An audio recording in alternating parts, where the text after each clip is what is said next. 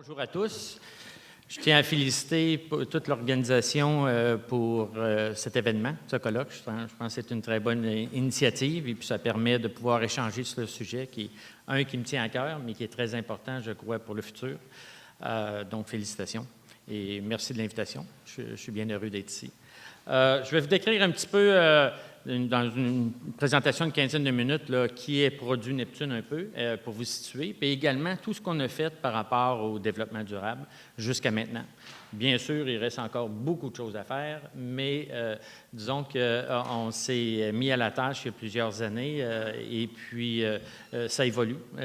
C'est pas fini, c'est en constante évolution. C'est comme un processus d'amélioration continue dans ce secteur. Donc, Produit Neptune, nous sommes localisés à Saint-Hyacinthe. C'est une moyenne PME, environ 20 millions de chiffre d'affaires, avec 100 employés. On est un fabricant de baignoires, d'acrylique. Donc, qui dit acrylique dit hey, « non, c'est pas bon là, au niveau ». Mais il faut trouver des moyens, justement, de faire nos produits, quels qu'ils soient, de façon la plus, je vous dirais, éco-responsable. Éco-responsable, oui, l'environnement, mais il y a tout le côté, hein, comme vous connaissez tous, que ce soit au niveau de la gouvernance, au niveau social, au niveau économique, tous ces axes-là qui font que qu'est-ce qu'une compagnie peut être éco-responsable et dans le contexte d'un développement durable. Donc, Produit Neptune, manufacturier de produits de salle de bain. Nous, en fait, nos ventes, globalement, sont 50 au Québec, 30 dans le reste du Canada et 20 aux États-Unis.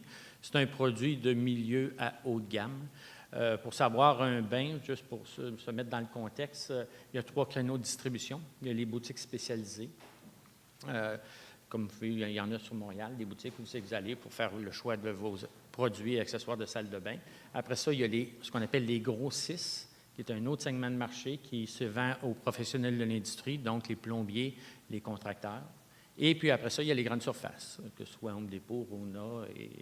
Donc, nous, Produit Neptune, on est plus ciblés en premier lieu dans le marché des boutiques, où on est leader au Canada.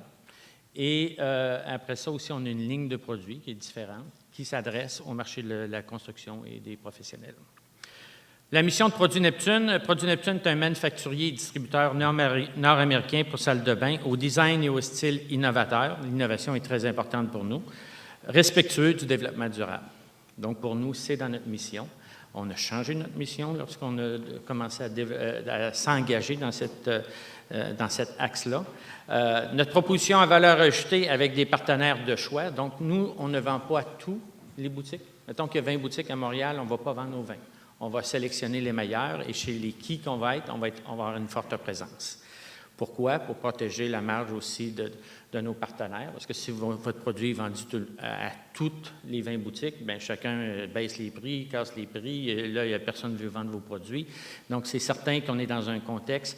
Nous, on n'est pas une compagnie qui vend à grand volume. On est plus ciblé, on est plus niché. Donc, il faut s'assurer de la profitabilité de chacun des distributeurs ou des éléments dans tout le processus de distribution. Donc, l'efficacité de notre service à clientèle, que ce soit pour la vente ou après-vente. Hein. Aujourd'hui, le produit, c'est pas le produit qui est important, c'est l'expérience client. Puis l'expérience client commence de la commande jusqu'au paiement. Hein. Ça comprend la livraison, ça comprend tout. Quand il y a des problèmes, il faut les régler rapidement. Donc, c'est l'expérience client qui compte et puis le produit n'est qu'une facette de tout ça. Et en fait, bon, l'expérience au niveau de l'expédition, donc, où c'est qu'on veut se différencier? Une compagnie avec c'est facile de faire affaire avec. Tant pour nos partenaires, nos distributeurs, que si on aimerait ça qu'il n'y ait jamais de problème. Mais la réalité, c'est pas ça. Il y a toujours des petits problèmes qui arrivent. L'important, c'est de réagir rapidement. Et puis, c'est vrai au niveau du client. Vous avez un problème chez vous, il y a quelque chose qui est arrivé au niveau du produit. Ça ne veut pas dire que c'est le fabricant qui est en cause. Des fois, c'est à l'installation que ça s'est fait. Mais comme client, vous n'êtes pas satisfait, vous faites un coup de téléphone, bien, je veux dire, il faut que quelqu'un vous prenne en charge, puis vous dise oui, parfait, c'est ça le problème. Il y a quelqu'un qui va y aller chez vous demain, après-demain. Êtes-vous disponible? Quelle heure? Parfait, on va être là. Puis, tu arrives et tu règles le problème. Le jour où tu règles le problème d'une façon responsable, tu as gagné ton client. Même s'il a vécu un problème, si tu le fais de la bonne façon, je veux dire, les gens l'apprécient. Parce que malheureusement, dans notre quotidien, vous et moi, on vit plein d'expériences. Puis souvent, il n'y a pas de personnes qui sont assez responsables pour prendre la difficulté parce qu'en fait, c'est une difficulté au début, mais dans le fond, c'est une des plus belles opportunités qu'on ne peut pas avoir. Parce que quand il y a quelque chose, puis qu'on peut se démarquer avec les autres, parce qu'on sait qu'on fait affaire avec une compagnie qui prend ses responsabilités puis qui a le respect du client. Donc, c'est ce qu'on essaie de faire à tous les jours. On n'est pas parfait, mais on essaie de toujours s'améliorer. Le genre de produits qu'on vend, c'est des suites, un peu comme ça. Il y a des produits qu'on fabrique. Tout ce qui est acrylique, tout ce qui est le bain, les bases de douche, c'est fabriqué à Saint-Hyacinthe. Les autres produits, c'est des produits de distribution qu'on fait venir. Éco-responsable, lorsqu'on parle justement comment aller chercher de l'information pour s'engager dans cette nouvelle voie. Nous, ce qu'on a choisi, Produits Neptune, ça a été d'appliquer. On a été sensibilisés à ça. Moi, j'avais un intérêt comme président, mais c'est pas juste moi, parce que tu es juste une personne, tu as beau être le leader de la compagnie ou le propriétaire de la compagnie, peu importe, c'est passé. Hein? Je pense que c'est un élément fort important. Mais il faut que l'équipe de direction, il faut que les employés s'engagent dans cette direction-là. Donc, on a partagé un peu notre vision. Et puis, avant de s'engager dans une certification, parce que là, on parle ici d'une certification, on était déjà sensibilisés vraiment à tout ce côté de l'environnement et puis d'autres aspects je vous dirais, du développement durable. On le faisait à petite échelle, mais pas de façon organisée. Et le fait d'aller chercher, de s'engager dans un processus de certification, ça a été la meilleure décision. Pourquoi? Parce qu'on a eu de l'aide, on s'est fait mesurer. Hein? Puis, si on veut s'améliorer, qui dit quelqu'un qui veut s'améliorer et avoir une meilleure performance, il faut se mesurer. Si on ne se mesure pas, on ne peut pas savoir. On peut dire, oh, il me semble que c'est mieux, mais quand on se mesure, on est capable de regarder en arrière de nous puis de voir les progrès qu'on a faits.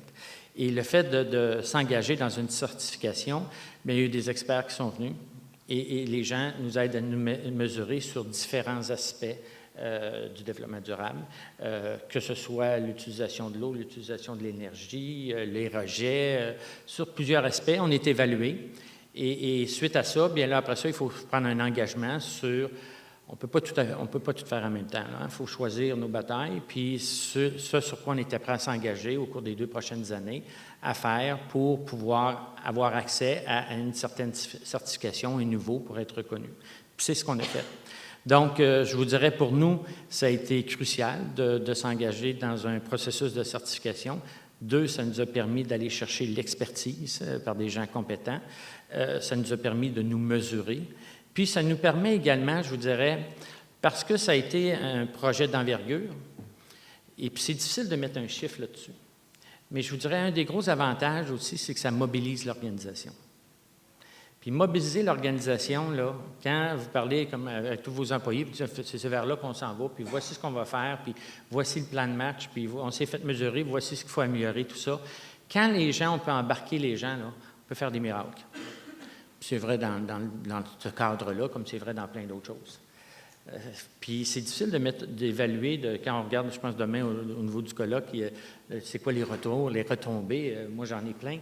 Mais il y a une retombée qui est toujours difficile. La mobilisation des gens, c'est difficile à quantifier. On peut quantifier les résultats qu'on a eus sur plein de choses, mais c'est un aspect tellement important. Parce que quand les gens sont mobilisés, ils y croient, ils contribuent, puis sont fiers d'y participer. Ça, c'est d'évaluer ça, c'est de mettre un signe de $, mais ça paraît. En tant que dirigeant, ça paraît. Et dans ce cadre-là, la certification, d'avoir un organisme à part qui nous aide, ça a été un des grands bénéfices, entre autres. Donc, nous, en fait, on a eu une certification. Il y a différents niveaux. Hein, et puis, on est au niveau 1. Là, en ce moment, on est en ligne vers le niveau 2 de la certification. Et puis, il y a toujours un engagement, il y a toujours une collaboration des gens, les gens y participent. Puis, ce n'est pas l'affaire d'une personne, ce n'est pas juste moi. Je vais vous dire qu'il y a moi comme président, il y a le directeur général, il y a le directeur d'usine, il y a le directeur du marketing, puis il y a quelqu'un qui représente le comité au niveau des employés. On se réunit régulièrement pour voir, voici ce qu'on a fait, voici les prochaines étapes. Puis on communique, puis après ça, il y a Moi, 4 fois par année, je ferme l'usine, puis on fait une présentation d'une trentaine de minutes à tous les employés. Donc, on parle de ça comme de d'autres choses, mais voici ce qu'on a fait, voici où c'est qu'on est rendu. Puis après ça, il y a des tableaux de bord aussi dans l'usine. Puis dans l'usine, même que ce soit pour des visites de clients ou des gens qui viennent, à toutes les places qu'on a fait des améliorations, on a un gros logo qui représente tout le côté qu'il y a eu une amélioration au niveau du processus. Donc, quand vous allez dans l'usine, vous voyez plein de logos, puis une trentaine de logos dans l'usine à chacun des endroits, c'est parce qu'il y a une modification importante, puis quand on fait le tour, que ce soit nos clients, nos prospects ou les gens qui viennent, mais il y a quelqu'un qui explique exactement qu'est-ce qui s'est passé à cet endroit-là. Puis les gens en sont fiers. Le but, bien sûr, pourquoi on fait ça? Bien, c'est de démontrer notre engagement vis-à-vis du développement durable, puis c'est d'être un chef de file dans notre secteur. Aujourd'hui, je vous dirais qu'on se démarque par rapport aux autres. Par contre, dans une saine concurrence, quand les gens voient que là, ça commence à être intéressant, bien, on voit certains de nos compétiteurs qui vont dans cette voie-là également. Tant mieux, je pense que c'est bon pour la société. Puis à nous de toujours, notre but, c'est de toujours être à l'avant-garde puis d'être le chef de file. Différents exemples qu'on a pu faire. La récupération des eaux usées, un exemple bien simple. Nous, on fait tout près de 30 000 unités par année. Ce n'est pas tous qui ont des systèmes, comme ce que les gens souvent disent, des jacuzzis, là, mais c'est avec des systèmes de massage. Donc, à chaque fois qu'on modifie le bain, bien, on s'assure avant l'expédition de tester le bain avec de l'eau pour voir si tout fonctionne bien, tout est étanche, tout est parfait. Donc, vous comprendrez qu'à chaque fois qu'on teste un bain, si on se met dans la période de l'été, vous pouvez récupérer l'eau de ce test-là, puis le mettre dans le prochain bain, puis faire encore d'autres tests. Puis, mais cette eau-là, après 2-3 jours, s'il fait chaud pendant l'été, c'est pas agréable pour les gens pour travailler dedans. Donc, avant, on l'achetait.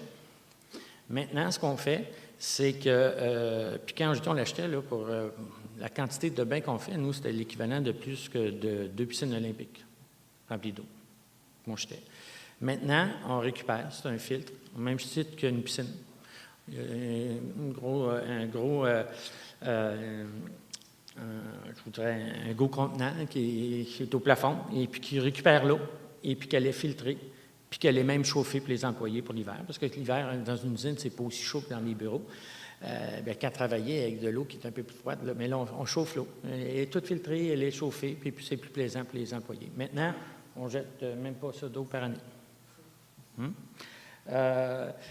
Quand on parle de recyclage de l'acrylique, un bain, c'est une feuille, et puis vous avez un moule d'une forme d'un bain, puis vous chauffez la feuille avec la chaleur, et puis elle vient avec un système de succion. Bien là, ça prend toute la forme du moule, puis après ça, vous retirez, puis là, vous mettez des produits en arrière pour solidifier, mais c'est un peu le principe.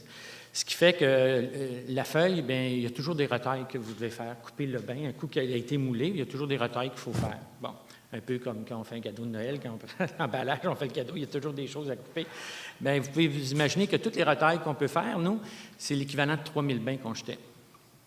3000 bains, ça commence à faire pas mal. Donc là, on a regardé, on a évalué. Éventuellement, on va tout pouvoir le mettre en particules, puis le récupérer pour le mettre en dessous du bain. On n'est pas rendu là. Ce qu'on a fait, c'est qu'on a trouvé un partenaire. C'est ça qui est important. L'important, c'est que ce soit nous ou on trouve quelqu'un d'autre qui a récupéré ces particules-là, qu'on a mis en granules, et puis qui fait des bancs d'école pour les jeunes à l'extérieur ou dans des parcs. Donc, elle est recyclée. C'est comme ça qu'on l'a fait, au lieu de le jeter. Puis, en fait, quand on regarde en produit fini, c'est l'équivalent de 3000 bains. 3000 bains, là, ça ne rentre pas dans la pièce ici. C'était important. Donc, c'est ce qu'on a fait. Même chose au niveau des réductions des émissions de gaz, d'émissions des composés organiques. On a trouvé des fournisseurs pour diminuer tout ce qui pouvait être, que ce soit polluant, changer de source. Parfois, ça coûtait plus cher. Mais c'est pas grave, on était prêt à le faire. Ce qui fait en sorte qu'on est la seule aujourd'hui compagnie, à ce que je sache, en tout cas du moins au Canada, je ne peux pas dire toutes les États-Unis, là, mais qu'il y a une étape de la production où vous devez fibrer, mettre en dessous du bain pour le solidifier, et tout le monde a des masques. Hein? Et nous, on n'a pas besoin. parce qu'on est même 50 en dessous de la norme permise. Donc, vous entrez dans l'usine, nous, les employés, il n'y a personne qui a des masques et de par toutes les choses qu'on a choisies, c'est un environnement de travail qui est beaucoup plus plaisant pour les employés. Des toilettes, ça fait longtemps qu'on a été dans les premiers au Québec à avoir un système de double évacuation. C'est nous autres qui avons innové dans le temps, même si ce n'est pas fabriqué chez nous à Saint-Hyacinthe, c'était nous qui avons innové ça dans le temps. Aujourd'hui, c'est beaucoup plus populaire, on voit ça. L'emballage, on fait affaire avec Cascade, parce que c'est de l'emballage qui est à fibre recyclée. Donc, c'est tout. Puis quand on regarde le côté, il y a tout le côté environnement au niveau de l'éco-responsable, développement durable, mais il y a aussi le côté social. Dans l'usine, depuis 2007, on a diminué les accidents de travail de 83 83 c'est beaucoup, ça dépend comment vous l'aviez, mais on en avait beaucoup, malheureusement. Moi, je me suis joint à l'organisation en 2008, et puis on en a fait une priorité. Ça a pris quelques années, mais il n'en reste pas moins que, pour vous donner un ordre d'idée, lorsqu'on parle justement d'économie, la CSST, on avait des primes de 280 000 par année, ce qui était beaucoup. Aujourd'hui, on n'a même pas 15 000 par année. Fait que c'est des grosses économies. Et ça s'est fait par, oui, des investissements. On a bien identifié exactement où était le problème, où étaient les causes, les pistes de solutions. On travaillait avec les employés, puis on a à certains endroits. Puis quand on veut, on peut. Hein? Donc, c'est ce qu'on a fait, puis ça a généré de très grandes économies. Puis je vous dirais que même quand on regarde ce côté-là, je considère que c'est un des aspects souvent dans une entreprise où c'est que tu peux avoir le meilleur retour rapidement. Il y a beaucoup d'argent, malheureusement, qui est laissé là. Puis les gens ne s'attaquent pas au problème, mais en s'attaquant là, c'est peut-être le meilleur retour sur ton investissement à très court terme, plus souvent qu'autrement. Taux de roulement qui est fait des employés, on a moins qu'1 %. Ce qui est, bon, on a été touché par la récession. Malheureusement, on a dû faire des ajustements de personnel. Sauf que les gens qui travaillent chez nous, ils sont fiers, on communique beaucoup avec eux, ils font partie de l'équipe. Et puis, ils jouent un grand rôle, puis ils contribuent au succès de la compagnie.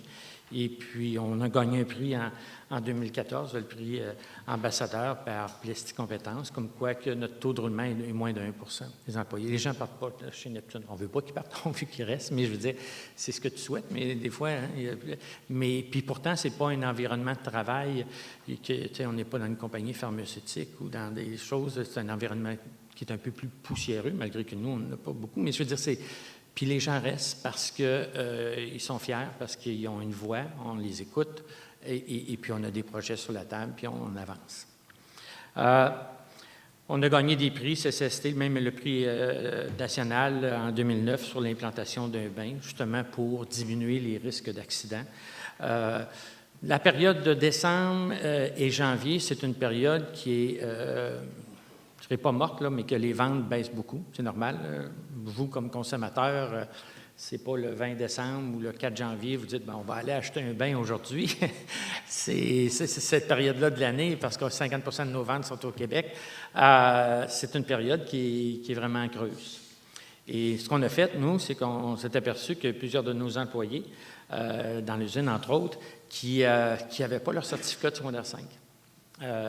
Donc, on a engagé un professeur qui est venu le vendredi, pendant toute la journée. On prenait la salle de conférence, il y avait un groupe le matin, il y avait une vingtaine de personnes, puis il y avait un autre groupe l'après-midi, une autre vingtaine de personnes, qui ont suivi pendant 10 semaines de temps le cours, pendant les heures de travail, et puis après ça, ils ont passé leur certificat d'équivalence secondaire 5.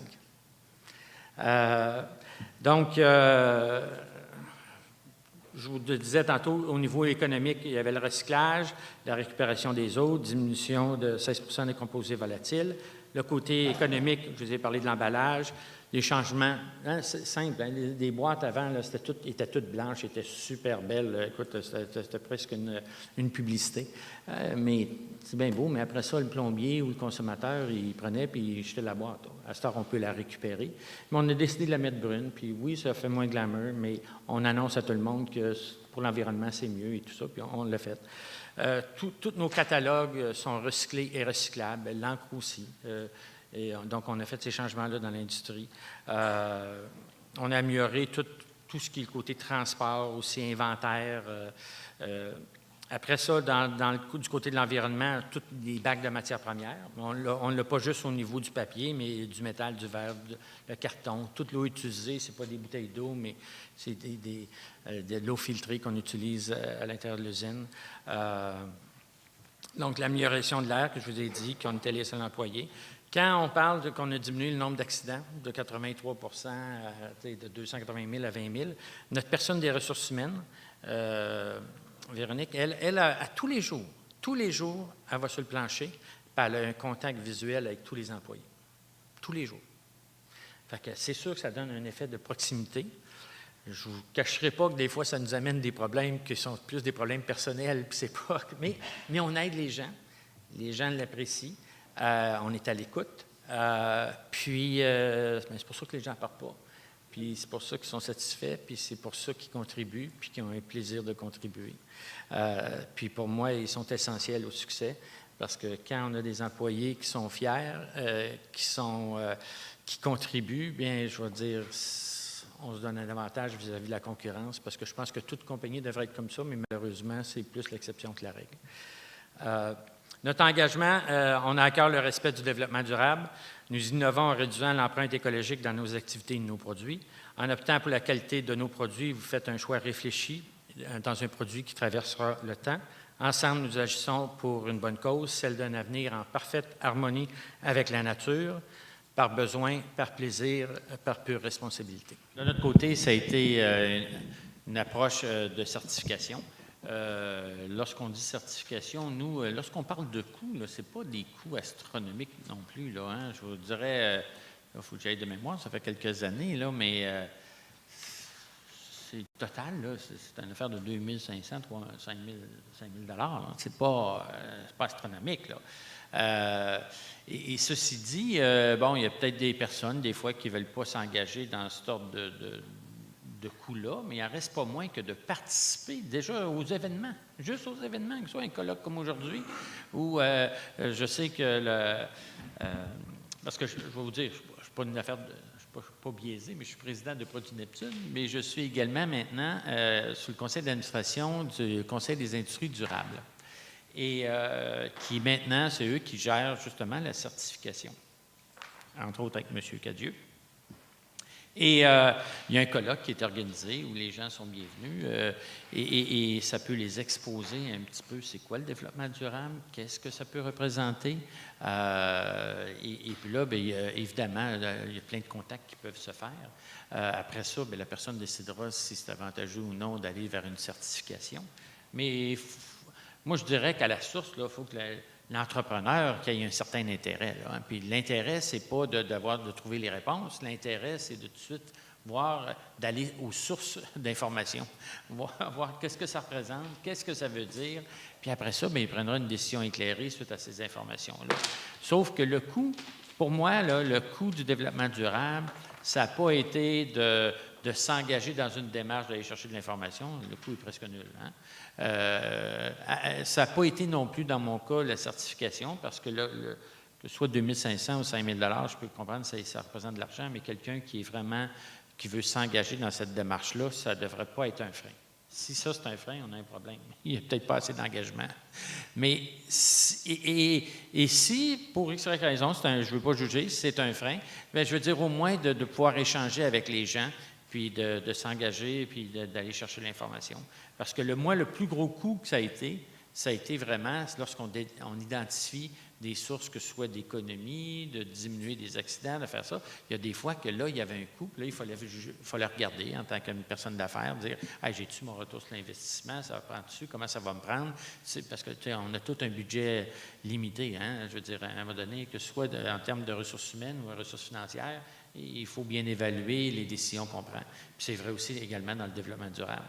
Je veux dire, je ne veux pas débarquer, mais il y a des investissements que ça peut-être d'engager dessus de 200 000 $. Hein? Par contre, j'avais un payback, puis il y avait des économies potentielles, puis des fois, ça prend un peu plus de temps prévu, mais je l'avais. Mais pour répondre à la question, je pense qu'une personne qui veut, aujourd'hui, ce qui était différent il y a 5 ans, moi, quand j'ai commencé dans le processus, je n'ai pas de mérite. Moi, c'est quelqu'un qui a frappé à la porte, qui a dit développement, on en faisait un petit peu chez nous, mais pas de l'envergure que c'est vraiment le développement durable sur les 4 axes. Je ne les connaissais pas tous. Hein. Nous, c'était plus des économies. On va économiser sur le carton, on va faire des choses, on va essayer d'économiser là. Mais c'est grâce à la certification, ça m'a exposé à un nouvel horizon avec plus d'envergure. Mais maintenant, c'est beaucoup accessible aujourd'hui.